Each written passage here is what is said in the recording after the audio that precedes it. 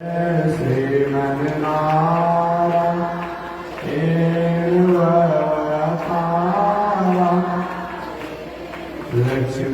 नारायण नारायण नारायण लक्ष्मी नारायण नारायण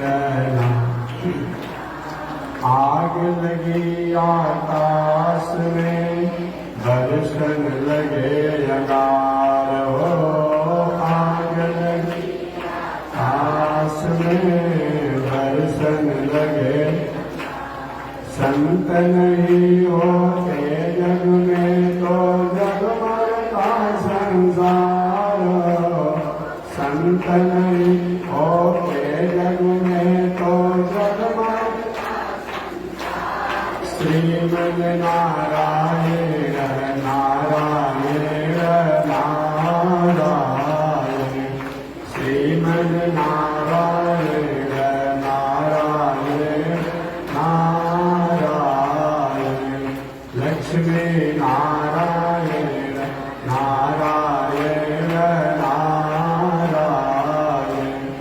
लक्ष्मी नारायण नारायण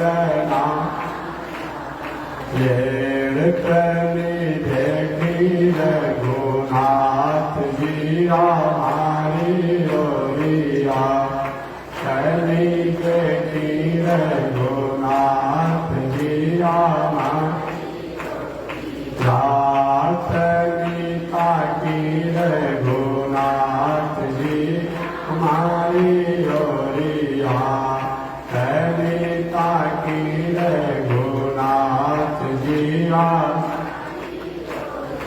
बगसर में आके रहुआ हर काक्य मरनी बगसर में आके रहुआ हर काक्य मर गौतम नारी अहिल्या के तरनी गौतम नारी अहिल्या के तरन देखी रघुनाथ जी हमारी ओरिया कली देखी रघुनाथ जी हमारी ओरिया कली ताकी रघुनाथ जी हमारी ओरिया कली ताकी रघुनाथ जी हमारी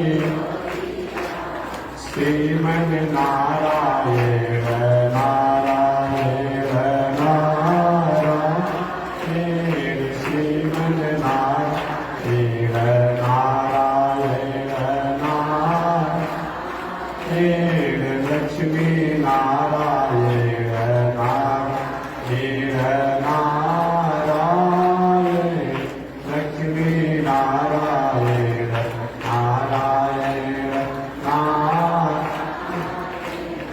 बोलिए श्री लक्ष्मी नारायण भगवान की अनंताचार्य कृपया वेदांत द्वय पारगम रामकृष्णाग्रसज भक्तम विश्वक्षेण मुनिं भजे कासायं यज्ञसूत्रं शुचिवपुषि तथा चौर्ध्वपुण्ड्रं च भाले यस्यास्ते दक्षहस्ते कलिकुमतिगिरीन्द्रवज्रं त्रिदण्डं संसाराग्नि प्रशान्त्यै मृत्यजलममलं दारुपात्रं पवित्रं श्रीविश्वक्सेन सूरे पदकमलयुग श्रेयसे संश्रयामि लक्ष्मीनाथ समारम्भा नाथयामुन मध्यमा अस्मदाचार्यपर्यन्ता वन्दे गुरो परम्परा नारायणाय विद्महे वासुदेवाय धीमहि तन्नो विष्णु प्रचोदयात्। महालक्ष्म्यै च विद्महे विष्णुपत्न्यै च धीमहि तन्नो लक्ष्मी प्रचोदयात् तन्नो लक्ष्मी प्रचोदयात्। परमाराध्य श्री लक्ष्मी नारायण भगवान नित्य वंदनीय पूज्य गुरुदेव श्री त्रिदंडी स्वामी जी महाराज के जुगल चरणों में कोटिशः नमन।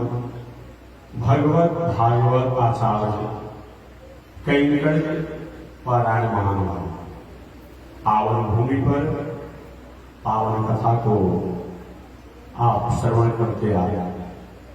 पावन कथा प्रसंग अंतर्गत नैमिषारण्य के पावन क्षेत्र में 88,000 संत महात्माओं का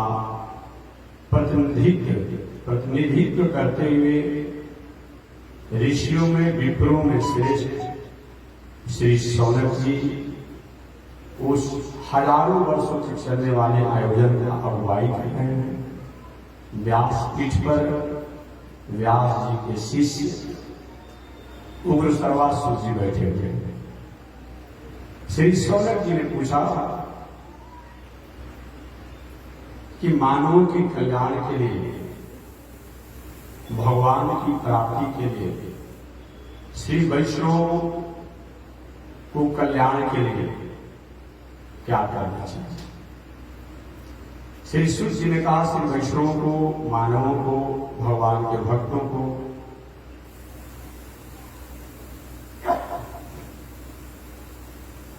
शरणागति करनी चाहिए, प्रपत्ति करनी चाहिए। शरणागति प्रपत्ति के द्वारा परमात्मा को जैसे प्रसन्न किया जा सकता है और कोई साधन नहीं है। शरणागति का फल है, चाहे वह धनु जी हो, चाहे वह प्रहलाद जी हो, चाहे वह नारद जी हो, इन लोगों ने भगवान की कृपा को प्राप्त किया। शरणागति का ही फल है, चाहे सजना कसाई हो, चाहे आयामिल हो, ऐसे लोगों ने भी अपना मंगल प्राप्त किया है। शरणागति का ही फल है कि चाहे सबरी हो, चाहे कुब्जा हो, आप कल्याण को प्राप्त किया। शरणागति का ही फल है वर्तमान समय में, चाहे मीरा हो, चाहे रसखान हो, चाहे रहीम हो, चाहे कबीर हो, चाहे सूरदास हो, चाहे तुलसीदास हो, भगवत पाद रामानुजाचार्य को शरणागति के आचार्य ही कहे जाते हैं। ये सब लोगों ने परमात्मा को प्रसन्न किया। शरणागति का मतलब कि हमारे पास साधन संसाधन रहेंगे, व्यवस्थाएं रहेंगी, सुविधाएं रहेंगी, परिवार पत्नी बाल बच्चों की मर्यादा रहेगा। हर वस्तु को, हर व्यवस्था को, हर व्यवहार को भगवान से संबंध जोड़ करके उस वस्तु का, व्यवस्था का, व्यवहार का उपयोग करना, सदुपयोग करना, इसका नाम का है शरणागति। इसी शरणागति मंत्र को भगवत पाद रामानुजाचार्य स्वामी जी ने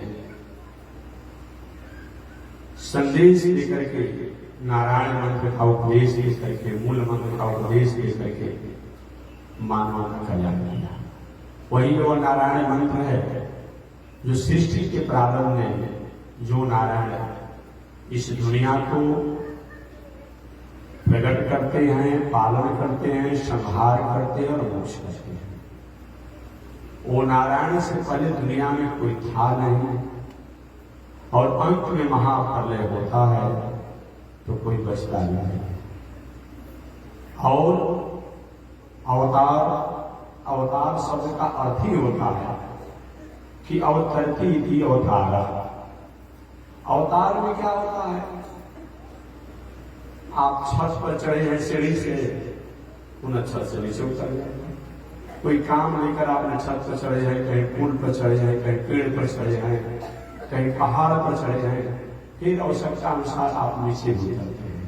अवतार का मतलब ये होता है जो अपने स्टेटस से, अपने मौलिकता से, अपनी वजूद से, प्रतिभा से थोड़ा सा उतर करके और प्राणियों का उद्धार करे, कल्याण करे, उसका नाम क्या है? अवतार है। अवतरित की अवतार। समय समय से रामावतार हुआ, कृष्णावतार हुआ, वामनावतार हुआ, नरसिंहावतार हुआ, वराहावतार हुआ, हयग्रीवावतार हुआ, कच्छप अवतार हुआ, मीना अवतार हुआ। ये सब अवतार है। अवतार में क्या होता है? वह काल, एक समय, काल मानव होता है, उसको करने के बाद वो अपने लोक में चले जाते हैं, अपने अंश में चले जाते हैं। एक ऐसा नियामक है, एक ऐसा नियंता है जो कि जो अवतार लेते हैं वह समूह नियामक नियंता, भले ही नाम उनका अलग हो जाता है, काम अलग हो जाता है, गुण अलग हो जाता है, धाम अलग हो जाता है, कर्तव्य अलग हो जाता है, लीलाएं अलग हो जाती है, लेकिन वह नियंता और नियामक जो है उस अवतार के में भी अपने अंश से प्रकट होता है। वो कौन है? ओम दिव्यो देव एको नारायण न ब्रह्मा नेसाण। एकमात्र दिव्य देव अगर कोई है उनका नाम है नारायण। ये नारायण जो है सृष्टि के प्रारंभ में भी रहते हैं, मध्य में भी रहते हैं, अंत में रहते हैं।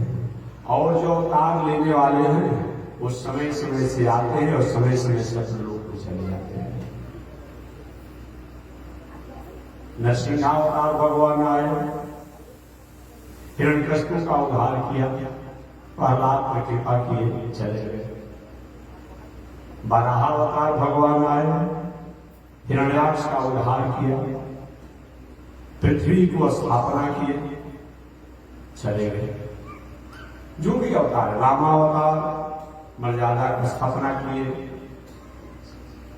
जब तक रहे लीला किए, 11,000 वर्षों तक। रामायण के अनुसार, भागवत के अनुसार तो 13,000 वर्ष रहेंगे, वाल्मीकि रामायण के अनुसार 11,000 वर्ष रहेंगे। तो भगवान श्री राम आए, 11,000 वर्षों तक रह करके जिसको उद्धार करना हुआ उद्धार की, जो लीला करना हुआ लीला कर सके। भगवान श्री कृष्ण आए, 125 वर्ष रहे। उन 125 वर्ष में 11 वर्ष ब्रज, गोकुल, वृंदावन में रहे, मात्र 11 वर्षों तक। 14 वर्ष तक भगवान श्री कृष्ण मथुरा में रहे। कितना हो गया? 11 वर्ष ब्रज, गोकुल, वृंदावन सब मिलाकर 11 वर्ष, और 14 वर्ष मथुरा में रहे भगवान श्री कृष्ण, और 100 वर्ष द्वारिकापुरी में रहे। कुल मिलाकर 125 वर्ष भगवान श्री कृष्ण इस संसार में रहे। तो अवतार जो होता है भगवान का, वो कार्य किए, वो चले गए, लेकिन वो नारायण हमेशा अपनी सत्ता में रहते हैं। उनका कभी भी आना जाना ही नहीं। कब और भगवान रामावतार चले गए, कृष्णावतार चले गए, तो नारायण भी नहीं। वो तीनों कालों में रहते हैं, वर्तमान, भूत, भविष्य, तीनों कालों में वह नारायण रहते हैं। नारायण का अर्थ क्या होता है? नारायण नित्यानाम अयनम इति नारायण पदम। नार कहा जाता है नित्य वस्तु को। नित्य माने जो दुनिया में आप देखते हैं, पृथ्वी, जल, वायु, आकाश, अग्नि इत्यादि, जिनकी सत्ता सब जगह है, जिन्होंने सब में अपना आलय और निवास बनाया है, जो कण कण में और क्षण क्षण में और पल पल में जिनकी सत्ता हो, उनको नारायण कहते हैं। ऐसे भगवान श्रीमन नारायण को प्रणाम करते हुए सूर्य कहते हैं, वासुदेव परा वेदा, वासुदेव परा वघा, वासुदेव परा योग, वासुदेव परा क्रिया। कहते हैं कि जिन लोगों ने उन वासुदेव को नहीं जाना। वासुदेव का मतलब क्या होता है? बस्ती ही वासुदेव, जो सब में बसते हैं, जो सब में निवास करते हैं, जो सब में सुख स्वरूप में रहते हैं, उनको वासुदेव कहते हैं। जो बस करके भी दिखाई नहीं पड़ते हैं, उनको भी वासुदेव कहते हैं। तो वासुदेव परा वेदा, अगर कोई बहुत बड़ा ज्ञानी बन जाए, विद्वान बन जाए, वेदों का जानकार बन जाए, परंतु को वासुदेव, वह नारायण से, वह भगवान से, वह विष्णु से, वह राम से, वह कृष्ण से, वह वामन से, वह नरसिंह से, अगर उनका संबंध नहीं है, उनको उन्होंने नहीं जाना, तो उनको जप करने का कोई बहुत बड़ा मतलब नहीं है। ये मैं नहीं कहता हूं, श्रीमद् भागवत महापुराण में आपने पढ़ा होगा या कभी सुने होंगे, वे कथा प्रसंग समाज में मैं भी निवेदन करूंगा। श्रीमद् भागवत महापुराण में प्रसंग आया है कि भगवान श्री कृष्ण अपने मित्र मंडली के साथ, बाल गोपालों के साथ जंगल में गाय बछड़ों को चराने के लिए निकले थे। गाय चरते चरते बहुत दूर चली गई।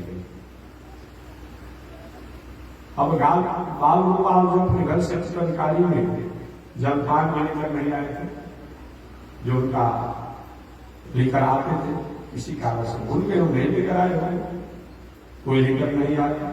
गाय बहुत आगे बढ़ गई। गाय जब आगे बढ़ गई, बाल गोपालों ने गए लाला, भगवान श्री कृष्ण को छोटी अवस्था में 6 से 8 वर्ष की अवस्था है। मित्र तो मित्र होता है। अच्छा, कोई न्यायाधीश, जिला न्यायाधीश बन जाए और हाई कोर्ट के न्यायाधीश भी बन जाए और सुप्रीम कोर्ट के न्यायाधीश बन जाए, लेकिन जब घर वाला व्यक्ति में हित नाता समझ क्या लगाता है? उनको तो मानता है कि मेरा अमुक रखते हैं, अमुक रखते हैं, अमुक रखते हैं, तो मानता है और मानता है। और भगवान ब्रह्म तो है, कृष्ण ब्रह्म तो है, लेकिन जो मित्र मंडली है वो तो अपना मित्र ही मानता है, क्योंकि वो जानते हैं कि ब्रह्म है, ईश्वर है, परमात्मा है, फिर भी भावना में भूतपूर्व है। उन बाल गोपालों ने कहा, बाबा हम लोग भूख लग गया है, अपना हम लोग जलपान लेकर घर से आया नहीं और अपने घर जा नहीं सकते हैं, एक बहुत दूर गाय चलते चलते आ गए हैं, हम भूख से व्याकुल हैं, कोई व्यवस्था करो ना। भगवान की जब तुमने घर से जलपान लेकर नहीं गया तो हम क्या व्यवस्था करें? तुमको लेकर आना चाहिए ना। नहीं दादा, तुम्हारा लंबा हाथ है, भले ही देखने में छोटे हो, लेकिन बुद्धि की शक्ति के बहुत बड़ी बुद्धि हो, व्यवस्था करो। और हम क्या व्यवस्था करें? नहीं, कुछ व्यवस्था करना पड़ेगा, हम भूख नहीं बर्दाश्त कर पाएंगे। भगवान ने कहा ठीक है, बगल में ब्राह्मण देवता लोग जग कर रहे हैं, वहीं जा करके आप लोग उनकी पत्नियों से भोजन मांग लीजिए। अब ये लोग बाल गोपाल गए, हमें भगवान श्री कृष्ण का मेरा परिचय भी दे दीजिएगा और मेरे भैया बलराम जी का भी परिचय दे दीजिएगा। गए बाल गोपाल और जाकर कहने के, हे भूमि देवा, हे भूमि देवा, हे भूमि के देवता। ब्राह्मण का एक नाम भूदेव है, भूसुर है, भूसुर कहा जाता है। स्वर्ग के देवता तो देवता है, चाहे वह वायु हो, इंद्र हो, अग्नि हो, वायु देवता, अग्नि देवता, सूर्यो देवता, चंद्रमा देवता, ये सब देवता है। अच्छा, देवता किसे कहा जाता है? अगर व्याकरण से, ग्रामर से देवता शब्दों को परिभाषित किया जाए तो दिव्य क्रीड़ा धातु से बनता है। जिनके कर्म और व्यवहार, जिनके यजन करने से, जिनके पूजन करने से, जिनका चिंतन करने से प्राणियों को मंगल होता है, उपकार होता है, उन्हीं का नाम तो देवता है। दिव्य क्रीड़ा धातु से लीला, ये सब देवता हैं। वायु देवता, सूर्यो देवता, चंद्रमा देवता, अग्नि देवता। हालांकि आपकी भाषा में कुछ देवी कह सकते हैं, आप लोग के साहित्य, हिंदी साहित्य में कहते हैं आग जल रही है, यही हम लोग करते हैं हिंदी साहित्य में। लेकिन हमारा जो संस्कृत शास्त्र है उसके अनुसार ये अग्नि जो है पुलिंग है। आप कहते आग जल रही है, कहते हैं तो ठीक है, आग जल रही तो आग का स्त्रीलिंग क्या होगा? आप अपने अनुसार बताइए, हम तो जानते हैं, बता देंगे। पर आप अग्नि को, आपका जो भी हिंदी साहित्य है, अपनी पढ़ाई होती है उसमें आग को आप लोग स्त्रीलिंग मानते हैं। तो जब आग को आपने स्त्रीलिंग मान लिया अग्नि को, इसका पुल्लिंग क्या होगा ये बता दीजिए। हम जो कहते हैं अग्नि जो है पुल्लिंग है, अग्नि की पत्नी का नाम क्या है? भूल गए आप लोग? अरे अग्नि की पत्नी का नाम क्या है? स्वाहा स्वाहा स्वाहा। जो बाद में जग होगा ना, तो जग में जो ब्राह्मण विद्वान लोग स्वाहा स्वाहा जो करेंगे, ये अग्नि देवता की पत्नी है। इसीलिए जब करते समय मंत्र तो होना ही चाहिए, आहुति तो होना चाहिए, लेकिन स्वाहा नहीं उच्च स्वर में होना चाहिए। बहुत तो आहुति तो कर देता है लेकिन स्वाहा नहीं बोलता है, तो उसे क्या है? अग्नि देवता की पत्नी स्वाहा जी नाराज हो जाती है, हमको अपमान कर रहा है। इसलिए अग्नि देवता की पत्नी के नाम है स्वाहा। आप पितरों की पत्नी का नाम क्या है? स्वाधा स्वाधा स्वाधा। इसलिए जब पितरों का पूजन होता है तो जो विद्वान है आपने भी सिखाते हो स्वधा स्वधा स्वधा स्वधा स्वधा, एक पितरों की पत्नी का नाम है, इसे याद रखना चाहिए। तो हमारे साहित्य के अनुसार तो सही संस्कृत साहित्य के अनुसार तो अग्नि पुल्लिंग, अग्नि की पत्नी का नाम है स्वाहा। अब आप लोग अग्नि को स्त्रीलिंग करते हैं हिंदी साहित्य के अनुसार, अब उसका पुल्लिंग क्या होगा आप लोग समझ कर हमको बताइए क्या पुल्लिंग उसका होगा। तो मैं निवेदन करना चाह रहा हूं, ये सब देवता है, इनके उपकार को हम भूल नहीं सकते हैं। ये देखिए ये वरुण देवता है, हम लोग परेशान थे थोड़ा गर्मी से और कितना प्रतिकूलता थे, लेकिन देखिए बारिश हो रहा है, आनंद है, ठीक है। आप लोग अपना अपना छाता, अपना चमकीला और जो बरसात से बचने का है आप लेकर आइए, लेकिन होना ही चाहिए। बरसात के समय में बरसात नहीं होगा, गर्मी के समय में गर्मी नहीं होगा, और जाड़ा के समय में जाड़ा नहीं पड़ेगा। कैसा मौसम होना ही चाहिए, बरसात होगा। लेकिन आप अपने रक्षा के लिए कुछ न कुछ लेकर आइए। रोज भीगना अच्छा बात नहीं है, भीगने से शरीर में सर्दी जुकाम होने की संभावना रहेगी। ये सब प्रत्यक्ष है की कृपा से। अगर जल न हो तो कितने प्राणी इसी तरह रह जाएंगे? तो हम ही लोग नहीं, बहुत से प्राणी जो है अन्न से, फल से, फूल से, पौधों से, वृक्षों से, घास फूस से अपने को भरण पोषण करते हैं। तो सबका जो भरण पोषण और मंगल करे वही न देवता होता है। देहात में कोई व्यक्ति अच्छा समाज का काम करता है तो भाई अमुक व्यक्ति देवता है। कोई अच्छा माताएं कोई अच्छा काम, अमुक व्यक्ति देवी है कहा जाता है ना। तो देवता का मतलब जिसका कर्तव्य आचरण कर्म जो है प्राणियों के उपकार में हो, उसी को देवता कहा जाता है। ये सब देवता है। वायु प्रत्यक्ष देवता, सूर्य प्रत्यक्ष देवता, चंद्रमा प्रत्यक्ष देवता, अग्नि प्रत्यक्ष देवता इत्यादि। चलिए मैं अपने प्रसंग पर सवाल, तो वहां ब्राह्मण एक वो देवता था। अब ब्राह्मणों को भी देवता कहा गया है। आजकल तो सारा दुनिया का जितना अपने को समाज सेवी मान रहा है, पूरे दुनिया में अगर कहीं अपने को दो चार कहीं किसी को भोजन करा दिया, किसी को कपड़ा बांट दिया, किसी को कलम बांट दिया, किसी कुछ किया, तो सब लोग अगर गाली देना अगर तय कर दिया है तो ब्राह्मण को गाली देता है। एक व्यक्ति ने उसे पूछा था, महाराज ऐसा क्यों हो रहा है? स्वरूप ब्राह्मण को गाली क्यों देता है, विरोध करता है? हमने कहा देखिए संस्कृति पर जब कहीं अपने घात करेंगे तभी अपनी पहचान बनाएंगे, तभी पहचान बन पाएगा। घर में जो नालायक व्यक्ति हो, घर में शराबी हो, कबाबी हो, हिरुचि हो, चोर हो, चुहेल हो, कुमार हो, घर में परिवार का कोई सदस्य हो गया, वो कब खाता है, कब आता है, कब जाता है, कोई घर परिवार पर ध्यान देता है, जानता है कोई नालायक आदमी, कोई बातें नहीं करता है। और कोई घर में कमाने वाला व्यक्ति हो, खेती व्यापार नौकरी करके पढ़ा लिखा आदमी, अच्छा घर की बीमारी संभालता हो, और एक दिन कहीं अगर बिना समय से सो करके जग गया, जगना था उसको 5 बजे 4 बजे, और जग गया कहीं 10 बजे 12 बजे, सारा परिवार उससे पूछते अरे कहीं इतना देर क्यों हो गया भाई, क्या तबियत खराब है? अब सब लोग उससे पूछते, जबकि नालायक आदमी जो है रोज 10 बजे 12 बजे सोता है, 2 बजे सोता है, कोई उसको पूछता नहीं है। लेकिन एक लायक आदमी कहीं अगर एक दिन देर करके कहीं सो जाता है, जगता है तो सब पूछते हैं। तो जो है ये ब्राह्मण जो है क्या है, इस हम और आप नहीं कहते हैं, शास्त्र कहता है कि भूसुर है, पृथ्वी की देवता को माना गया है। ब्राह्मण अपना आचरण न करता हो ये बात अलग है, ब्राह्मण अपना आचरण को छोड़ दे ये बात अलग है, लेकिन वो भूसुर कहा गया है क्योंकि ये क्या करते हैं, अपने वैदिक मंत्रों द्वारा जो देवता अपने अपने स्थानों पर हैं उनको वेद के मंत्रों द्वारा आहुत करके और समाज का पूरे राष्ट्र का मंगल करते हैं।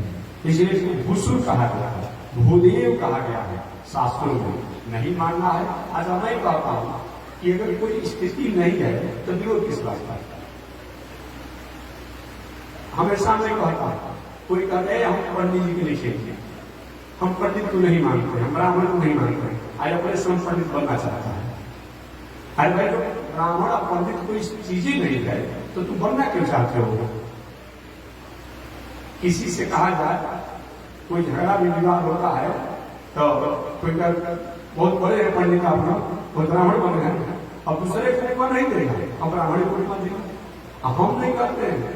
ये जो इस्लाम दर्शन है, सिख दर्शन है, ईसाई दर्शन है, बौद्ध दर्शन है, उसमें भी तो वेशभूषा बना के हमें पंडित है, हम पुजारी है, हम ब्राह्मण अपने बनता है, तो सभी लोग बनना चाहता है, अभी वो दूसरी कर रहा है। क्या ध्यान देता है? जब कोई सत्ता ही नहीं है, कोई स्थिति नहीं है, क्यों बनना चाहते तुम भाई? कोई चोर बनना चाहता है, चोरों आदमी अपने को पंडित बनना चाहता है, बेईमान आदमी को पंडित बनना चाहता है, क्यों ऐसा? जाके देखिए ना, रिपोर्ट मेरा में जाकर बैठ कर पंडित बनकर के पुजारी बनकर के पूजा करा रहा है। आप चले जाइए इस्लामों के यहाँ, वहां मौलवी मौलाना बनकर को भी पूजा पाठ करा रहा है। अब ईसाइयों के यहाँ चल जाइए, उसमें भी अपने को बनकर के पंडित पुजारी और पूजा करा रहा है। तो कर रहे हो वही काम तुम विरोध कर रहे हो। इसका मतलब कि तुम्हारे भीतर से बात जा नहीं रही है, बाहर से अपने को बड़ा बनने के लिए आप काम करते हैं। देखिए किसी का विरोध करके गाली देकर क्या बड़ा नहीं हो सकते हैं, क्या अपने कर्तव्य से, अपने कर्म से, अपने व्यवहार से आप बड़ा बनेंगे। गाली देने से आप नहीं बनेंगे। आपने सुना सबरी मैया का नाम आपने सुना, वो बेलनी थी, कोल मिल जो होते हैं वो सबरी सबल जाति की थी, लेकिन अपने व्यक्तित्व से इतना अपने को उठाया कि जिस समय सबरी मैया भगवान श्री राम को लेकर के जब जा रहे थे, घुमा रहे थे, जाते जाते पंपा सरोवर के तट पर गई सबरी मैया। और सबरी मैया जब पंपा सरोवर के तट पर गई, भगवान श्री राम ने कहा सबरी मैया ये पंपा सरोवर का जल खून जैसा क्यों दिखाई पड़ रहा है, इस दुर्गंध क्यों आ रहा है? सबरी मैया रोने लगे, प्रभु आप जान करके अनजान क्यों हो जाते हैं? आप जान करके अनजान क्यों हो जाते हैं? और दुनिया के लोग आपको न पहचान ले तो मैं आपको पहचान क्यों? मेरे गुरुदेव ने कहा था सबरी तुम राम राम का, तेरे घर राम आएंगे, वही राम है जो नारायण साक्षात त्रेता जो में रामावतार रूप में दशरथ नंदन मन के जंगल में घूम रहे हैं। और प्रभु आप अनजान हो गए, नहीं बताओ। मानुष सबरी द्वारा उस पंपा सरोवर की महिमा को और प्रतिपादित करने के लिए भगवान श्री राम ने पूछा। सबरी मैया ने कहा कि मेरे गुरुदेव बता मेरे से पर कुछ संत महात्माओं ने ईर्ष्या और द्वेष की भावना से उन पर कलंक लगा दिया, ईर्ष्या करके। तो वही मेरे गुरुदेव मदन ऋषि ने कहा कि मेरे में किसी प्रकार का दोष नहीं, ऋषियों द्वारा किसी द्वेष और ईर्ष्या में आकर उन पर कलंक लगाया गया है। पंपा सरोवर का जल खून जैसा हो जाए और इसमें दुर्गंध आ जाए। तो मेरे गुरुदेव के वचनों के कारण इस पंपा सरोवर के जल खून जैसा हो गया है और दुर्गंध आ रहा है। भगवान श्री राम ने कहा कि इसको तुम पवित्र कर दो ना, तुम इसको पवित्र कर दो। सभी में एक नहीं प्रभु ऐसा बात कीजिए, आप इसको पवित्र कर दीजिए। मैंने सुना है आपने चरणों के स्पर्श करके गौतम ऋषि की पत्नी अहल्या का अपना उद्धार कर दिया, नारी से श्राद्ध करा दिया। तो क्या इस जल को आपके चरणों के स्पर्श होने से क्या पवित्र नहीं हो जाएगा, निर्मल नहीं हो जाएगा? भगवान श्री राम नहीं भैया मैं ये काम को नहीं कर सकता हूँ, तुमको ये काम को करना होगा। अरे प्रभु हम कैसे कर सकते? नहीं, मेरी इच्छा है कि आप ये अपने चरणों का स्पर्श करो। भगवान की आज्ञा प्राप्त करके और सबरी मैया ने जीव ही अपने चरणों को स्पर्श पंपा सरोवर में किया, वो सही में पंपा सरोवर निर्मल हो गया और दुर्गंध समाप्त हो गया। जैसे कहीं पिटिकरी रखा हुआ गंगा मगमैला जल हो, तो जब तक से फिटिकरी को स्पर्श नहीं कराएंगे तब तक सुंदर निर्मल थोड़े हो जाएगा। भले दूर रखा हुआ हो, अगल बगल में रखा हुआ, सबरी जी वही पंपा सरोवर के तट पर अतिथि आश्रम बना करके इस प्रकार से तो मैं निवेदन करना चाह रहा था कि व्यक्तित्व का कितना बड़ा महत्व होता है। भगवान श्री राम जब जाने लगे तो ऋषि ने पूछा प्रभु सबसे इसको आपको इस रामावतार में सबसे अधिक प्रशंसा और सेवा कहाँ प्राप्त हुआ? भगवान श्री राम ने कहा सबरी क्या है, सबरी क्या है, खाने को क्या दिया, जगह में क्या मिलेगा? आज ये पंपा सरोवर बहुत अच्छे से वैसा फल नहीं है, क्या मिला? बैल दे दिया, बेर दे दिया, बेर खाने को, बैल खाए भगवान। बेर से मतलब नहीं है, मतलब क्या है? प्रेम भावना और श्रद्धा से मतलब है। तो व्यक्ति बड़ा होता है लेकिन व्यक्तित्व उसका अगर होता है तो व्यक्ति बड़ा सोना में सुगंध हो जाता है। हमारे यहाँ व्यक्तित्व का महत्व है।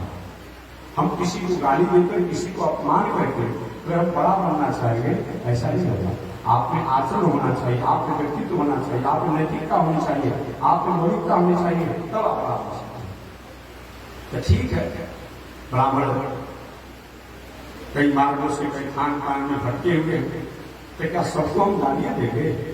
ऐसा नहीं होना चाहिए, ऐसा नहीं होना चाहिए। तो मैं निवेदन करना चाहता हूं, भूसुर कहा गया है, भूदेव कहा गया है। भगवान श्री कृष्ण द्वारा बताए गए बाल गोपाल लोग जा करके और कहेंगे हे भूमि देवा, हे पृथ्वी के देवता, भैया बलराम जी के भाई श्री कृष्ण जंगल में आए हुए हैं, गायों को हम लोग जीव के साथ चराने के लिए आए हुए हैं। हम अपना भोजन लेकर अपने घर से नहीं आए, बहुत दूर हम निकल गए हैं, हमें भूख लगी है और हम अपने से नहीं आए हैं।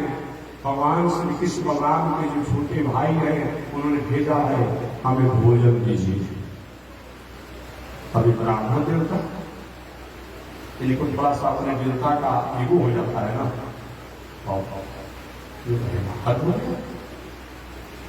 एक बारिया गाय चराने वाले हमसे भोजन मांग रहे, बोल तो सकते थे नहीं, मंत्र बोल रहे थे ना, सहस्रशिखा पुरुष सहस्त्राक्ष सहस्त्रपाद इत्यादि कर रहे, बोल तो नहीं सकते। एक इशारा किया,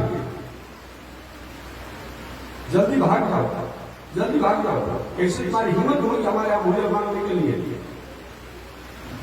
बालक लौट गए, कहीं प्रभु आपने विदा किया था भोजन लाने के लिए, वो तो देखिए कि हम लोग नाराज हो गए और इशारा कि जल्दी भागो, जल्दी भागो, जल्दी भागो। भगवान कहाँ गए थे आप लोग? क्योंकि आपने राजीदा किया था, जो ब्राह्मण जप कर रहे थे। भगवान ने कहा हम ब्राह्मण के पास थोड़े विदा किया थे, हमने कहा कि ब्राह्मण की पत्नियों के पास जाकर मांगिए। ये ब्राह्मण उचित टुकड़ा को होते हैं, नाराज मत होगा भाई, कोई काम करने वाला ब्राह्मण होगा, कोई नाराज मत होगा, प्रसंग जैसा जैसा आएगा वैसा ऐसा कहना पड़ेगा। हाँ, ये ब्राह्मण उचित टुकड़ा को होते हैं। अब समझिए कि ये लोग अपने पूजा में इतने निमग्न रहते हैं, कभी कभी धर्म तत्व को ब्रह्म तत्व को भी भूल जाते हैं। जिन जग में उन भगवान की पूजा होती है, यज्ञ होती है, अब वही भगवान सब मिला के अब गोपाल वालों को हटा दिया। और बात तो छोड़िए ना, अब नहीं सुना होगा, आपने सुना ना होगा, जरासंध ब्राह्मणों को बुला के कहा कि ब्राह्मण देवता, अगर कृष्ण या तो हमारे युद्ध में हमारे द्वारा मारा जाता या तो कृष्ण हमारे द्वारा युद्ध में भाग जाता तो तुम लोग को इतना हम दक्षिणा देंगे, इतना दक्षिणा देंगे तुम निहाल हो जाओगे, अब कहीं दक्षिणा की आवश्यकता नहीं पड़ेगी। इसलिए ऐसा पूजा करना है, ऐसा जप करना है कि या तो कृष्ण हमारे द्वारा पलायन हो जाए, हार जाए, या तो भाग जाए, या तो मारा जाए, तीन काम होना चाहिए। ब्राह्मण लोग पूजा किए और पूजा किए, भगवान विचार किए और कहा कि अगर कहीं हम युद्ध में हार गए, हम युद्ध में कहीं हार गए या बच गए तो सभी ब्राह्मण का गर्दन काटना। बात समझ में आ गया? अगर हम कहीं जीत गए, कृष्ण को मार दिए या तो भगा दिए, तब तो दान से इतना देंगे कि आप लोग निहाल हो जाएंगे, पीढ़ी के पीढ़ी के व्यवस्था हो जाएगी, इतना दक्षिणा देंगे। अगर कहीं युद्ध में हार गए और कहीं जिंदा बच गए हम, तो ब्राह्मणों को सबों को गर्दन काट देंगे, मार डालेंगे। और ब्राह्मण देवता भय से क्या किए कि अगर कहीं भी हार गया तो हमको मार डालेगा, बेचारा जब कर लेंगे कृष्ण को हराने के लिए, कृष्ण को भगाने के लिए। इसीलिए विचित्र खोपड़ा लगते हैं कि कभी कभी ऐसी परिस्थिति आती है कि कुछ भी कर देते हैं। अरे भाई मारण, मोहन, कुशासन, वशीकरण, इसमें क्या होता है? उल्टे क्या होता है इसमें? और क्या होता है इसमें? और इधर भगवान श्री कृष्ण विचार किए कि अगर मैं जरासंध पर विजय प्राप्त कर लेता हूं, जरासंध पर विजय प्राप्त हो जाता है तो क्या होगा? अब उस ब्राह्मणों को मार डाला तो मेरे कारण ब्राह्मणों की हत्या हो जाएगी, तो भगवान जान करके हार गए। क्या किए? जान करके हार गए ब्राह्मणों की रक्षा करने के लिए, क्योंकि भगवान कहते गो ब्राह्मण हिताय च, गाय ब्राह्मण के लिए ही संसार में आता हूं, वेद की रक्षा के लिए आता हूं। वही जरासंध से भगवान क्या किए? हार गए और वही भाग करके पर्वत पर गए और वहां से द्वारिका प्रवेश चले गए। एक कथा आप लोग जानते होंगे। इधर क्या पढ़ लीजिए, आपने अच्छा पूजा किया है, अच्छा पूजा किया है और बहुत दक्षिणा दिया जा सकता, बहुत दक्षिणा दिया। तो आप देखिए, और भगवान को हराने के लिए पूजा पाठ किया। चलिए काशी में और ब्राह्मण ने भगवान को मारण मंत्र का प्रयोग किया, केवल जजमान के कहने से, जजमान के कहने से। तो कभी कभी दक्षिणा के लोभ में ये लोग नहीं जानते हैं ब्राह्मण देवता लोग कि बहुत बड़ा पापी आदमी है, कुकर्मी आदमी है, बहुत बड़ा भ्रष्ट आदमी है, कितनों का अपराध किया है, मर्डर किया है, अमुक किया है, अमुक किया है, कि उसको संकल्प लेते ही नहीं लेते लोग, लेते हैं। देखिए अभी सावन का समय आता है, बहुत तो शिवरात में शंकर जी का पूजा करेगा, उनका अभिषेक कराएगा, बहुत तो महामृत्युंजय कराएगा, लेकिन क्या नहीं जानते हैं लोग? स्वाभाविक जानते ही होंगे, लेकिन फिर भी कि चलो भाई कराते हैं। तो कभी कभी जानने के बाद भी ये लोग उस आगे हो जाते हैं। भगवान ने कहने ब्राह्मणों के पास आप क्यों गए? उन ब्राह्मण पत्नियों के पास जाना चाहिए। ये ब्राह्मण पूजा पाठ भजन भाव करने वाले क्या देंगे? और पुनः दूसरी बात ये बाल गोपाल गए और जाकर के उन ब्राह्मणियों के पास गए, माता जी प्रणाम। भगवान श्री कृष्ण बलराम के छोटे भैया जंगल में आए हैं, गायों को चरा रहे हैं, हम लोग भी गायों को चराने आए हैं। बहुत दूर हम लोग निकल चुके हैं, भूख लगा हुआ है।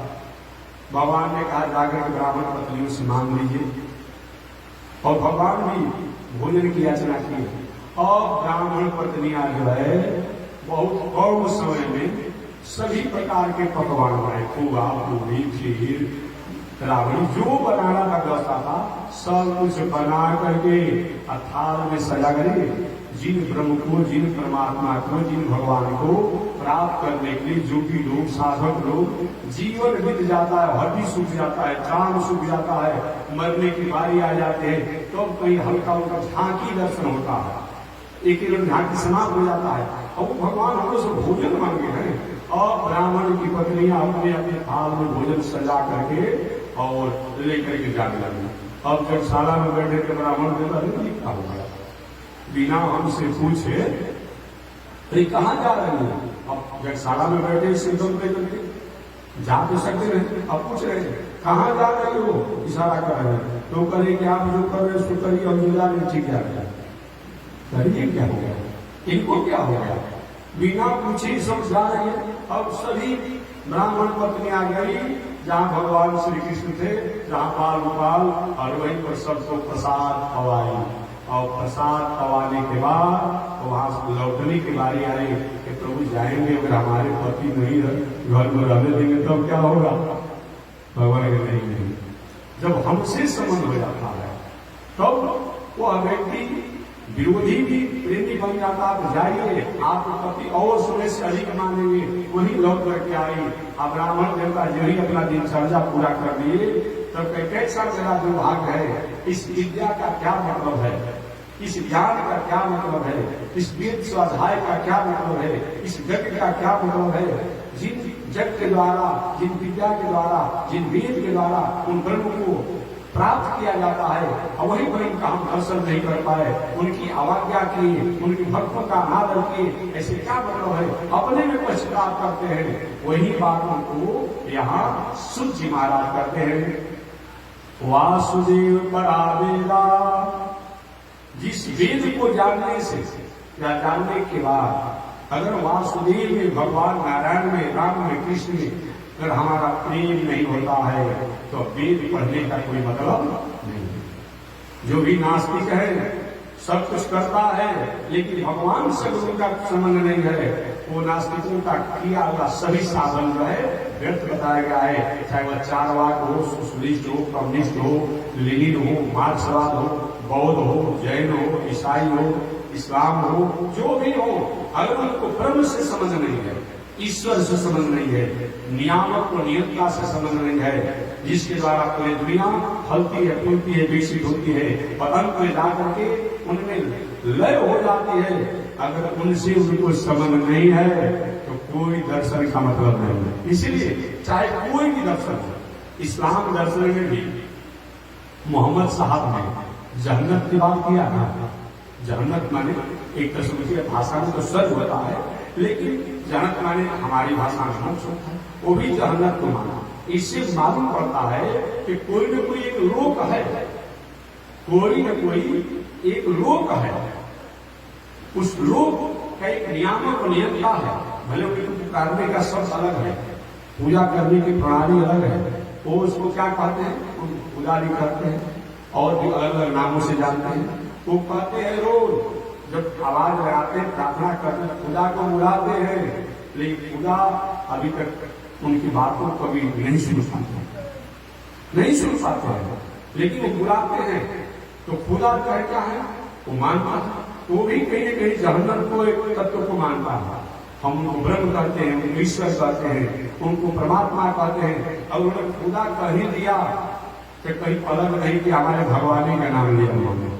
आप कहेंगे कैसे, हम नहीं करते, वेद द्वारा मैं प्रमाण दूंगा। यजुर्वेद के मादनी शाखा के 40वां अध्याय में लिखा हुआ है खम ब्रह्म। ख का ब्रह्म होता है, ख का ब्रह्म होता है। जब उन्होंने खुदा कह दिया तो ख माने ब्रह्म, उन ब्रह्म को सब अपने आप उन्होंने क्या किया, प्रार्थना किया, बुलाया, उनको ध्यान किया, चिंतन किया। वो अलग कहीं हमारे ब्रह्म से नहीं है। उनकी प्रणाली अलग हो सकती है, उनकी विचारधाराएं अलग हो सकती है, उनका दर्शन अलग हो सकता है, अपने पूजन की पद्धति अलग हो सकती है, लेकिन अलग नहीं हो सकते हैं, क्योंकि सृष्टि का नियामक नियंता सृष्टि के प्रारंभ का वही है। इसीलिए जो भी मानव, उस मानव को चाहिए कि अगर हम असत मार्ग पर हैं, अगम्य मार्ग पर हैं, अमर्यादित मार्ग पर हैं, उसको त्याग करके असतपथ पर हम चले। इसीलिए तो भगवान श्री कृष्ण ने कहा कि हे दुनिया में रहने वाले लोग, सर्वधर्मान परित्यज्य, अगर कहीं किसी कारण से तुम्हारे जीवन में खान पान, रहन सहन, उठन बैठन, बोलन चालन, संगत, पूजन पाठ, आराधना साधना, ध्यान चिंतन, जो कि कहीं मार्ग कहीं भटक गए हो, एक मनमाने ढंग से कहीं साधना कर रहे हो, आराधना कर रहे हो, तो सर्वधर्मान परित्यज्य। इसीलिए वहां धर्मान शब्द, धर्मान माने जो धर्म नहीं है लेकिन धर्म मान कर जो किया जा रहा है उनको त्यागो और मान्य कम शरण प्रजो। अब उसके बाद मेरे वीर, मेरे शास्त्र, मेरे स्मृति, मेरे पुराण में जो बात है उनके अनुसार तुम अपने जीवन को स्वीकार करो। अहम पासर पापे भ्यो, तो पहले के तुम्हारा जो पाप है उस पाप को मैं समाप्त कर दूंगा। पाप जो है उसको मैं समाप्त कर दूंगा, कोई गलती हो गया है तो। और अहम पासर पापे भ्यो मोक्ष श्रामी मां सुचो, और तुम्हारा मैं मंगल कर दूंगा। इसीलिए जिस वेद के स्वाध्याय के द्वारा ब्रह्म परमात्मा और ईश्वर में हमारे विधान नहीं हो, हमारी निष्ठा नहीं हो, वह वेद का कोई मतलब नहीं है। वासुदेव परावेदा वासुदेव परामखा, जिस जग के द्वारा उन वासुदेव को नहीं जाना जाए तो कोई जग का मतलब नहीं है। और पावन जग को लंकेश रावण भी कर रहा था, और पावन जग को तो कंस ने किया, और पावन जग को और भी लोगों ने किया, हिरण्याक्ष हिरण्यकशिपु ने किया। इससे क्या हुआ? जिस जग के द्वारा उन वासुदेव की जजन नहीं किया गया, पूजन नहीं किया गया, तो कोई मतलब नहीं होता है। जग का मतलब होता है भगवान श्रीमन नारायण, जग का मतलब होता है वेद। तो वासुदेव परावेदा वासुदेव परामखा, वो अवेद को जानने से क्या मतलब? जैसे कि आर्य समाजी, आर्य समाजी जो होता है ये भी वेद को मानता है। हालांकि नाराज मत होगा, कोई आर्य समाजी होगा तो नाराज मत होगा। आर्य समाजी जो है वो भी वेद को मानते हैं। वो वेद को मानता है, सत्यार्थ प्रकाश का मानता है, वो भी वेद को मानता है। लेकिन उस वेद को मानने से क्या मतलब? जिस वेद को मान करके तुम उन वासुदेव को चुनौती देते हो, उन नारायण को चुनौती देते हो, उन ब्रह्म की चुनौती देते हो, उन राम को चुनौती देते हैं, उन कृष्ण को चुनौती देते हैं, उन बावन को चुनौती देते हैं, उन नरसिंह भगवान को चुनौती देते हैं, ऐसे वेद को आपको मानने से क्या मतलब? वे कहते हैं कि हम वेद को तो मानते हैं, ईश्वर की सत्ता है, लेकिन उनकी प्रतिमा नहीं है, उनकी मूर्ति नहीं है। वेद मानना हुआ? वेद मानना हुआ? सैकड़ों सैकड़ों प्रमाण वेद में दिया गया कि मूर्ति है, मूर्ति है, मूर्ति की आराधना होनी चाहिए। सृष्टि के प्रारंभ में जब ब्रह्मा जी के पुत्र आदि स्वयंभू मनु को कोई संतान नहीं हो रहा था, तो उन्होंने मूर्ति की आराधना करके, स्वरूप की आराधना करके, आकार की आराधना करके, प्रतिमा की आराधना करके ही सृष्टि का विस्तार किया। सूर्य के बड़े पुत्र सत्यव्रत श्रावदेव वैवस्वत मनु, इनको भी कोई वंश नहीं हो रहा था, वंश विस्तार नहीं हो रहा था, तो रंगनाथ भगवान की आराधना करके उन्होंने आगे वंश का विस्तार किया। वही रंगनाथ भगवान जो सतयुग के सत्यव्रत श्रावदेव वैवस्वत मनु के आराध है, वही पूजा होते आ रहा था। और त्रेता युग में दशरथ जी महाराज भगवान श्री राम जी की, और बाद में विभीषण जी के मांगने पर वही रंगनाथ भगवान को लेकर विदा था, जो आप सुन चुके हैं, जो कावेरी के तट पर वही रंगनाथ भगवान उपस्थित हो गए और लंकापुरी को देखते हुए, तो वह भी आराधना करते। तो जिस आप वेद को मान रहे हैं, अब वेद में जो मूर्ति की बात आती है, वहां कहते कि वेद में मूर्ति पूजा नहीं, मूर्ति को नहीं मानते। वेद मानना हुआ? नहीं मानना। इसीलिए वासुदेव परावेदा, जिस वेद के द्वारा उन वासुदेव को, नारायण को अगर नहीं जाना जाए तो वेद जानने का कोई मतलब नहीं है। वासुदेव परामखा, जिस जग के द्वारा उन वासुदेव का यजन नहीं किया जाए, क्योंकि यज्ञ शब्द का अर्थ ही होता है विष्णु। व्याकरण से जग शब्दों को परिभाषित किया जाए तो जग्यो वही विष्णु, जग्यो वही विष्णु। जग का मतलब विष्णु होता है, विष्णु वही नारायण, विष्णु वही राम, विष्णु वही कृष्ण, विष्णु वही वामन, विष्णु वही नरसिंह, विष्णु वही हरि। माने विष्णु व्याप धातु से बनता है, जिनकी सत्ता, जिनकी शक्ति, जिनका पूरे दुनिया में व्याप्त और व्यापक होकर के प्राणियों को अलग अलग युगों में, अलग अलग कालों में, अलग अलग क्षणों में, अलग अलग स्थानों पर, अलग अलग रूपों में अलग अलग लोगों को आधार बना करके, अलग माध्यम बना करके जो प्राणियों का उपकार किया जाता है उन्हीं को विष्णु कहते हैं। तो जो वासुदेव पराबखा, अगर वह जग इस जग में उन वासुदेव को अजर नहीं किया जाए, भगवान श्रीमन नारायण को अजर नहीं किया जाए, वो जग का मतलब कोई नहीं है। वासुदेव परायोगा, जिस योग के द्वारा बहुत से योग साधना लोग करते हैं, जिस योग में, जिस ध्यान में, जिस चिंतन में आजकल नया नया योग चला है, ब्रह्म कुमारी का गौर कुमारी का कहाँ एक ध्यान उड़ा देता है लोग। आज कौन सी ध्यान कराता है? कहा तो धुआं का ध्यान करिए, तो जीरो का ध्यान करिए। अरे भाई, हमारे भगवान के जो स्वरूप है और उसका नकार करके तो धुआं का ध्यान कराता है, जीरो का ध्यान कराता है? नहीं, जिस योग के द्वारा उन वासुदेव को नहीं जाना जाए, नहीं चिंतन किया जाए, उन नारायण को नहीं चिंतन किया जाए, नहीं जाना जाए, उस योग का कोई मतलब नहीं होता। और वासुदेव पराक्रिया, और वह कर्मकांड का क्या मतलब?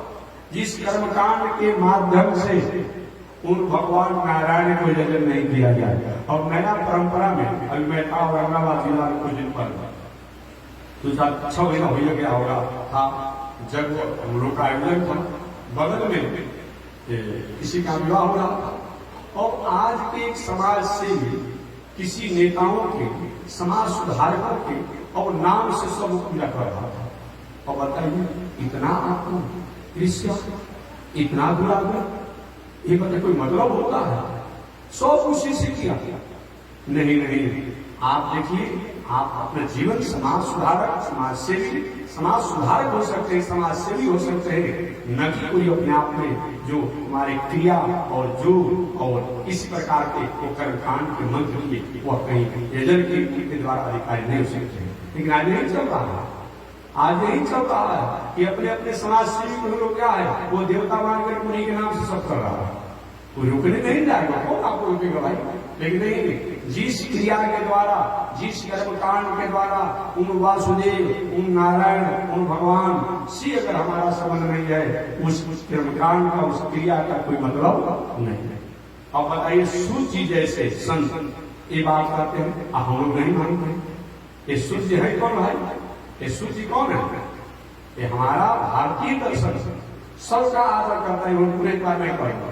ये सूर्य पंडित जी नहीं है, याद रखिएगा।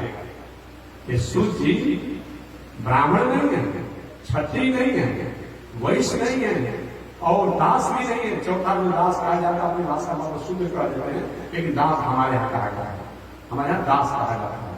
4 हम लोग बताया गया। ये कुछ नहीं थे, ये क्या थे? कहीं किसी माता पिता के चंचल भटकाव से जन्म लिए सूर्य हैं।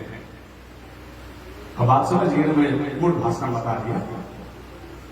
माता पिता के चंचल व्यवहार और चंचल भटकाव से जिनका जन्म हुआ वो सूर्य हैं। वो किसी में नहीं आते हैं, लेकिन उनमें गुण है, उनमें व्यक्तित्व है। तो उन व्यक्तित्व के चलते, उनमें गुण के चलते क्या हुआ? उनको व्यास नदी पर बैठा करके अब उनके द्वारा कथा सुना जा रहा है। आप पंडित जी जो है सोने से बैठ करके सुन रहे हैं, और 88 ऋषि महात्मा सुन रहे हैं। कहाँ पर उस बात की बात है भाई? लेकिन लोग क्या उल्टा समझाता है, और उल्टा पलटा सब समझाना सब करता है। नहीं, आप पढ़िए ईश्वर जी कौन है। ऐसे इसलिए व्यक्ति बड़ा होता है, लेकिन व्यक्तित्व जितना बड़ा होता है उतना व्यक्ति बड़ा नहीं है। तो जिस जग के द्वारा, इस वेद स्वाध्याय के द्वारा, जिस योग के द्वारा, जिस कर्मकांड के द्वारा अगर सत्य और उन परमात्मा, उन ब्रह्म से अगर हमारा संबंध नहीं है तो इसका कोई मतलब नहीं होता है। आगे श्री सूर्य जी कहते हैं कि ऋषियों, वही वासुदेव का वर्णन, वही श्री कृष्ण का वर्णन इस भागवत महापुराण में किया गया है। ये भागवत महापुराण भक्ति का, ज्ञान का, वैराग्य का, समन्वय पुष्टि का आधार है। इसके द्वारा भक्ति प्राप्त होती है, ज्ञान प्राप्त होता है, वैराग्य प्राप्त होता है, और हमारे जीवन में सात्विकता की वृद्धि आती है। यह श्रीमद् भागवत महापुराण 12 स्कंद है। पहले मैं बता चुका हूं, कि श्रीमद् भागवत महापुराण में 12 स्कंद हैं। स्कंद का मतलब क्या होता है? जैसे रामचरितमानस में कांड कह दिया गया, कहीं सर्ग होता है, इसमें स्कंद है। तो एक है श्रीमद् भागवत महापुराण में 12 स्कंद हैं और 335 अध्याय है, 18,000 श्लोक है। तो श्रीमद् भागवत महापुराण का प्रथम स्कंद जो है, पहला स्कंद जो है वो अधिकार लीला है। अधिकार लीला का मतलब इस स्कंद में मानव को हमारा क्या अधिकार बनता है, इसको इसमें वर्णन किया गया है। श्रीमद् भागवत महापुराण के दूसरे स्कंद में जो है साधना लीला है। मानव जीवन केवल भोग के लिए नहीं आया है, हम साधना के जीवन जीने, ये साधना लीला है। श्रीमद् भागवत महापुराण का तीसरा स्कंद जो है ये सर्ग लीला है, ये सृष्टि के बारे में बताता है। और श्रीमद् भागवत महापुराण का एक चौथा जो है ये विसर्ग लीला है, ये भी देवलोक इत्यादि का निर्णय करता है, प्रकृति का निर्णय करता है। श्रीमद् भागवत महापुराण का पंचम स्कंद जो है स्थान लीला है। वह ब्रह्म, वह परमात्मा जो है उनका स्थान कहाँ है, वो कहाँ रहते हैं और कैसे कैसे रहते हैं इत्यादि से वर्णन। और छठवां स्कंद जो है ये पोषण लीला है। वह ब्रह्म जो है ये दुनिया में किस प्रकार से प्राणियों का पोषण करते हैं अपने सूक्ष्म रूप में। आगे सप्तम जो है स्कंद एक भक्ति लीला है। इस सप्तम स्कंद में हम भक्ति के द्वारा परमात्मा को कैसे प्रसन्न कर सकते हैं। उसके बाद अष्टम स्कंद जो है ये मनवंतर लीला है। माने मनु और मनु, एक मनु से दूसरे मनु के अंतराल में क्या क्या चरित्र हुआ, कौन कौन मनु हुए, क्या क्या किए, ये मनवंतर की लीला है। और नौवें स्कंद में ईशान कथा लीला है। ईशान कथा माने ईश अनु कथा, ईश माने परमात्मा, उन परमात्मा की शरणागति करने का, परमात्मा की प्रपत्ति करने की कथा है, कैसे संचार किया जाए। और दसम स्कंद जो है निरोध लीला है। निरोध लीला का मतलब कि धीरे धीरे संसार से हम अपने को वैराग बढ़ाए। ये निरोध की लीला है कि हम यही की नहीं है, एक ऐसा जगह है रहना नहीं, देश वीराना है। यह संसार कागज की पुड़िया, पानी पड़े कर जाना है, रहना नहीं देश वीराना है। यह संसार कांटों की झाड़ी, उलझ उलझ मर जाना है, रहना नहीं देश वीराना है। अर्थात इस संसार में रहे और धीरे धीरे अपने विज्ञान वैराग को हम बढ़ाएं कि यही मेरा घर नहीं है, इसके अलावा भी मेरा घर है जहां हमें जाना चाहिए। और 11वां स्कंद जो है ये मुक्ति लीला है।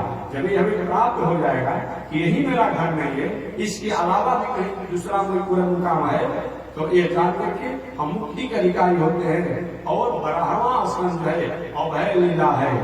जब मुक्ति हो जाएगी तो अभय तो अगर क्या हो जाएगा, जो हमेशा आने जाने की हमारा जो तारतम्य है वो हमेशा के लिए समाप्त हो जाएगा।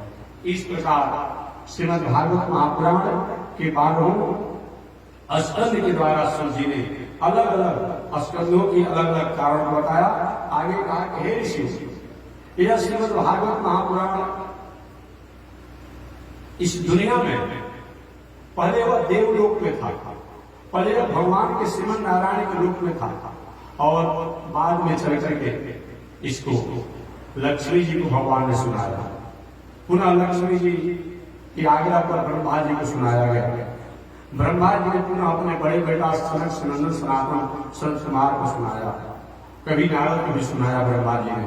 सनक सनंदन सनातन संत कुमार ने अनुष्ठान के रूप में नारद जी को सुनाया। इस प्रकार ये कथा की परंपरा चली आ रही है। भगवान जब इस संसार में सत्य रूप में रहते हैं, सतोमय रूप में रहते हैं, ये दुनिया पूरा जल ही जल एकमात्र भगवान ही होते हैं। जब भगवान रजोमय कोई में होना चाहते हैं तो सृष्टि का विस्तार करते हैं। और वही भगवान जब तमोमय गुण में होना चाहते हैं तो सृष्टि का संहार कर देते हैं। वह भगवान श्रीमन नारायण सारे दुनिया का अक्षय कोष है। जो भी दुनिया में है उसका अक्षय कोष भगवान श्रीमन नारायण है। इन्हीं से सारा संसार, सारा दुनिया, सारा प्राणी, सारा समष्टि, सारा परार्थ होता है। और इन्हीं अंशांशी भाव से ब्रह्मा, मरीचि, कश्यप, देवतागण, मनुष्य इत्यादि दुनिया प्रकट होती है। वही भगवान के द्वारा इस धराधाम पर समय समय से भक्त लोग आते हैं और आकर के और भक्ति का प्रचार करते हैं। वही भगवान के कारण इस दुनिया में कभी कभी अपूर्व और अभूतपूर्व भगवान अवतार लेकर के और अनेक लीलाएं करते हैं। अवतार की बातों को सुनकर के सौरभ ऋषि के मन में कौतूहल हुआ, महाराज भगवान फिर अवतार है क्या? भगवान अवतार नहीं लेते काम नहीं चलेगा? आखिर भगवान अवतार लेते ही क्यों? जो भगवान तो भगवान है, पूरे दुनिया में उनकी व्यापक है, पूरे दुनिया कण में जब है तो उनको अवतार लेने की क्या आवश्यकता है? कभी कभी नास्तिक लोग या कुछ बहुत अपने को पढ़े लिखे लोग ऐसा प्रश्न करते हैं कि जब भगवान है तो भगवान को अवतार लेने की क्या आवश्यकता था? विश्व व्याप्त और व्यापक है। एक व्यवहारिक उदाहरण में ले लिया, व्यवहारिक उदाहरण, जल की सतह सब जगह है, जल की सतह सब जगह है। किसी को बोरिंग द्वारा सिंचाई करना है, किसी को नल कल वाला पानी पीना है, स्नान करना है, तो पृथ्वी में जल की सतह है। इस जल की सतह से क्या खेती आपकी हो जाएगी? प्यास आपको बुझ जाएगी? तो क्या आपने बोरिंग कर दिया तो जल की सतह समाप्त हो जाती है? कभी कभी ये भी लोग कहता है नास्तिक लोग कि भगवान जब अवतार लेकर के राम के रूप में, कृष्ण के रूप में, बावन के रूप में, नरसिंह के रूप में जब आ जाते होंगे तब तो वहां जो वैकुंठ में जो भगवान है उनकी सत्ता अभाव हो जाता होगा। जब यहाँ आ गए तो वहां नहीं रहे। कभी कभी ऐसे पढ़े लिखों के मन में भी बात आ जाती है कि जो वहां पर भगवान है, अगर यहाँ राम रूप में आ गए, कृष्ण रूप में आ गए, बावन रूप में आ गए, नरसिंह रूप में आ गए या और अवतार में आ गए तो वहां तो सत्ता क्लियर हो जाती होगी, वहां सत्ता का अभाव हो जाता होगा। नहीं नहीं भाई जी, ऐसा बात नहीं होगी। लाखों करोड़ों लोग अग्नि को अपने अपने घर में, अपने अपने फैक्ट्री कंपनी में उपयोग लेते हैं तो क्या अग्नि की सत्ता समाप्त हो जाती है? नहीं होती है। लाखों करोड़ों लोग जल को अपने अपने प्रयोग में लेते हैं तो क्या जल की सत्ता समाप्त हो जाती है? लाखों करोड़ों लोग वायु हवा को अपने अपने ट्यूब और टायर और एक उपकरणों में उपयोग लेते हैं तो क्या वायु की सत्ता समाप्त हो जाती है?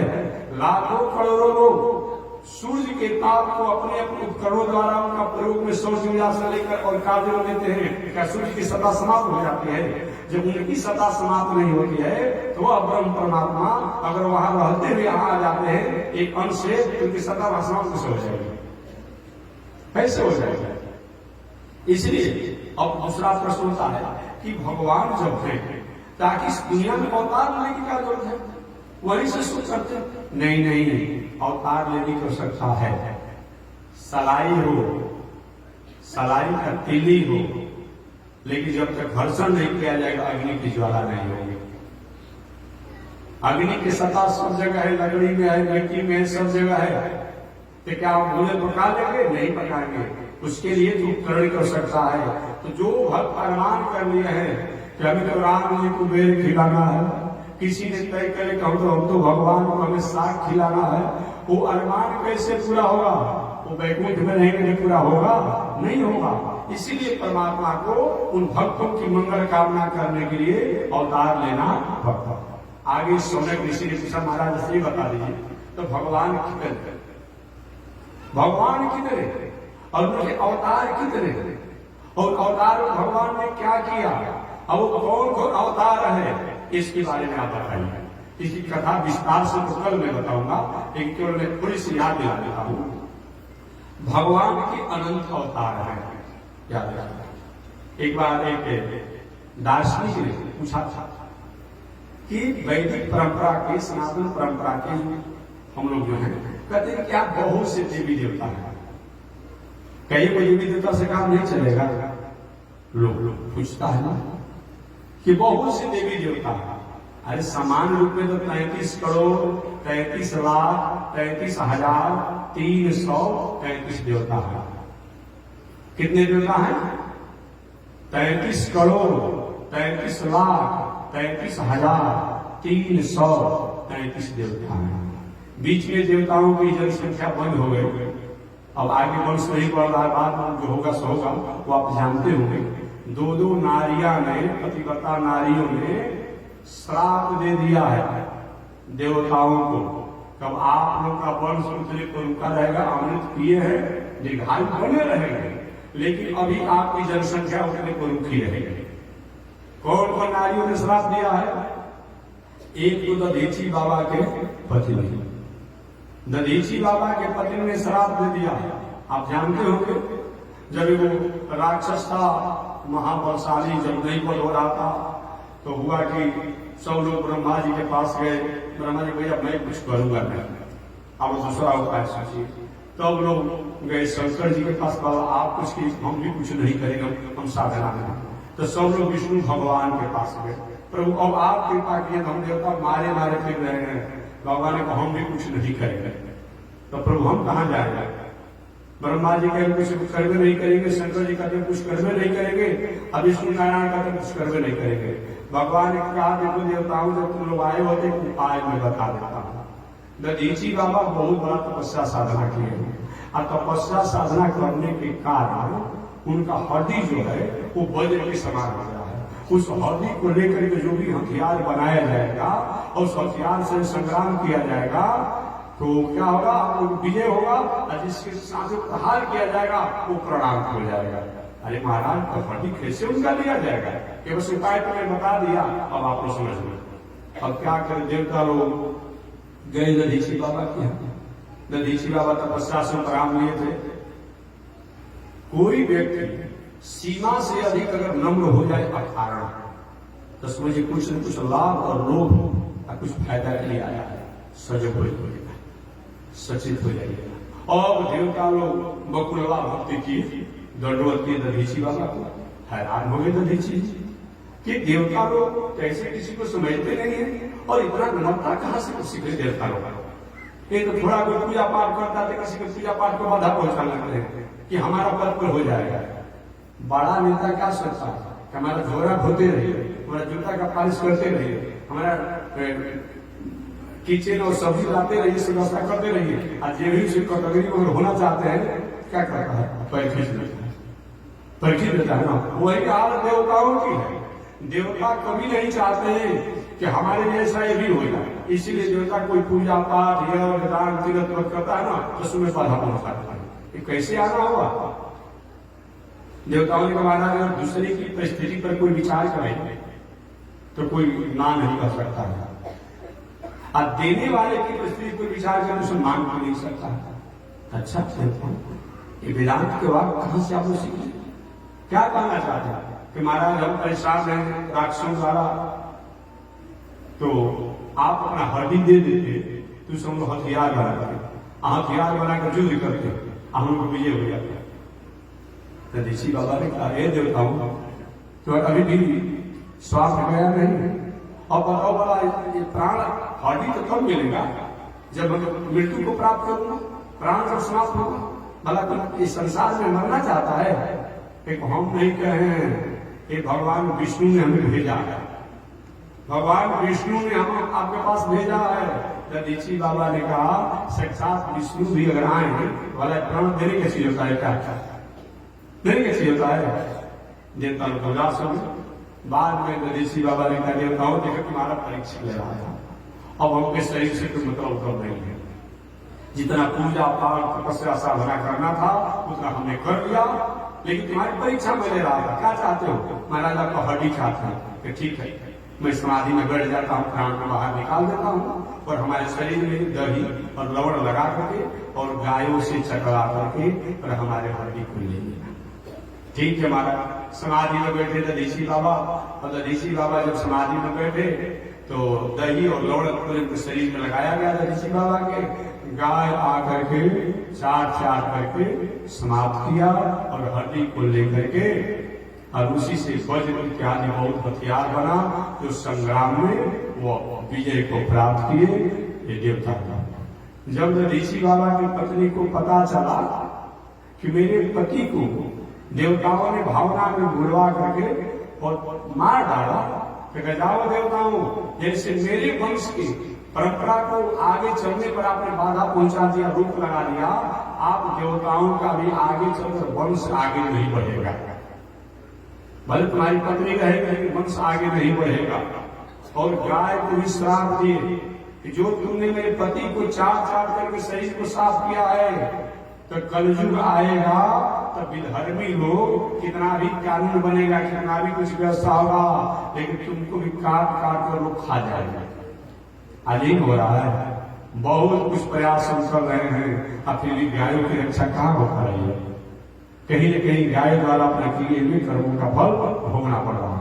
ऋषि बाबा के पति ने श्राप दिया कि कितना भी प्रयास किया जाएगा, लेकिन धर्मी लोग देश में विदेश में, कहीं आप विदेश में रोक भी लगा देंगे, विदेश में थोड़ा रोक लगा देंगे। ये लोग क्या करेंगे कि तुमको भी काट कर खाएंगे, तुम्हारा दूध भी पिएगा, तुमको काट कर खाएंगे। वही आज हम लोग देखने को मिल रहा है, जिस गाय का दूध पिया जा रहा है, जैसे गोबर मूत्र इत्यादि को काम में लेते हैं, और वही गायों को काट करके उनको मार दिया जा रहा है। कितना बड़ा अपराध है। कहीं कहीं गायों द्वारा जो गलती किया गया उसको ऐसा। और दूसरा, इस शंकर जी की पत्नी पार्वती ने भी साफ दे दिया है। आपने सुना ही होगा, एक राक्षस बहुत बड़ा बलशाली था, बलशाली राक्षस था, वो मरने वाला था नहीं, तो वह शंकर जी संकल्प ले लेंगे कि ब्रह्मचारी हम बन जाएंगे, अब तो उनके द्वारा हो सकता है हमारा वर। और शंकर जी देवताओं की प्रार्थना पर शंकर ने ठीक है विवाह तक कर लिया है पार्वती के साथ, जो भी वंश परंपरा जो भी होना है हो ही जाएगा, लेकिन अब मैं ब्रह्मचर्य से रहूंगा। ये समाचार जब पार्वती जी को मिला तो पार्वती ने कहा, देवताओं तुम्हारी बुद्धि ओझ है, जैसे मेरे वंश को तुमने रोक दिया तो तुम्हारा भी वंश हमेशा हमेशा के लिए रुक जाएगा। वही पार्वती और ऋषि बाबा की पत्नी दो दो नारियों के साथ के कारण देवताओं की जनसंख्या जहां पर है वहीं पर रुकी हुई। कितना देवताओं की जनसंख्या है? 33 करोड़ 33 लाख 33,333 देवता है। अभी बढ़ने की उम्मीद नहीं है। अब हम भारतवासियों की जनसंख्या कितनी है? अरे जीके पढ़े हैं ना, गवर्नमेंट के जीके में तो 1 अरब 30-35 करोड़ बताया जा रहा है, 1 अरब 35 करोड़ बताया जा रहा है, लेकिन सही मायने में अगर बढ़ना से हो तो 1.5 अरब हमारे भारत की जनसंख्या है। बात समझ। और 1.5 अरब जो है आपके एक पड़ोसी जो देश है उसकी जनसंख्या है। कितना हो गया? 1.5 3 अरब। अब बाकी 4 अरब में पूरे दुनिया की जनसंख्या है। तो कुल विश्व की जनसंख्या कितनी है? 7 अरब। पूरे विश्व की जनसंख्या 7 अरब है। उन 7 अरब में से 1.5 अरब हमारे भारत देश का है और 1.5 अरब आपके पड़ोसी देश है उसका है, और 4 अरब में पूरी दुनिया की जनसंख्या है। आप अपने बल को नहीं पहचान पा रहे हैं, ये तो बात आश्चर्य है। और समझिए पूरी दुनिया में जो 7 अरब जनसंख्या है उसमें 1.5 अरब आप हैं, इतनी आपकी है। तो मैं निवेदन करना चाह रहा था कि हमारे सौम्य जी ने पूछा, महाराज भगवान कितने, भगवान का अवतार कितने और उस अवतार में क्या किया कि तो सूर्य के ऋषि भगवान के अनंत अवतार हैं, अनंत अवतार है। लेकिन अनंत अवतारों में 1000 अवतार है। उन्हीं 1000 अवतारों के प्रति विष्णु सहस्त्र नाम है। विष्णु सहस्त्र नाम है। जब 1000 नाम हुआ तो 1000 भगवान का अवतार हो गया ना।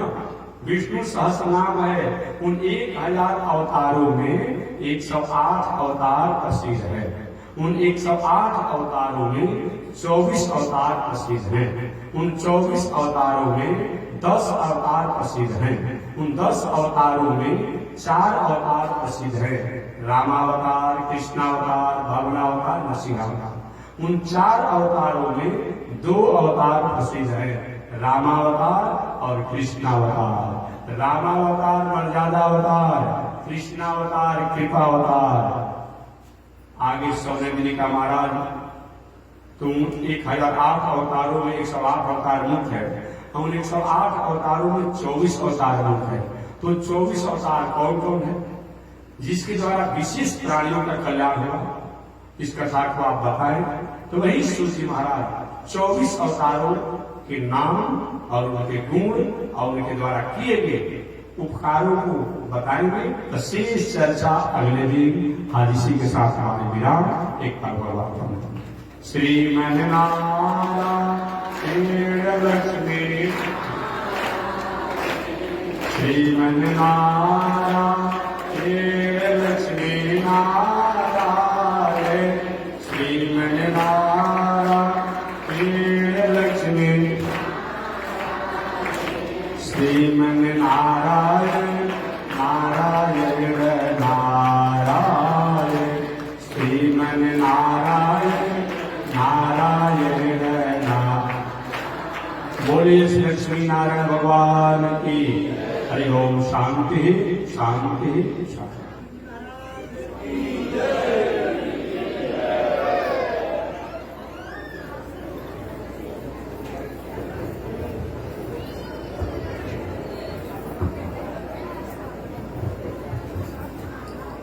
ओम चंद्रमा मनसो जातः चक्षुः अजायत श्रोत्रायुष प्राण समुखा जगिरजायत श्रीशते लक्ष्मी विषवद्या वहोरात्रे पार्श्वे नक्षत्राणि रूपमस्मिनो व्यातम् विषय निगाढ़ा वो मयि भाण सर्वलोकम मयि भाण।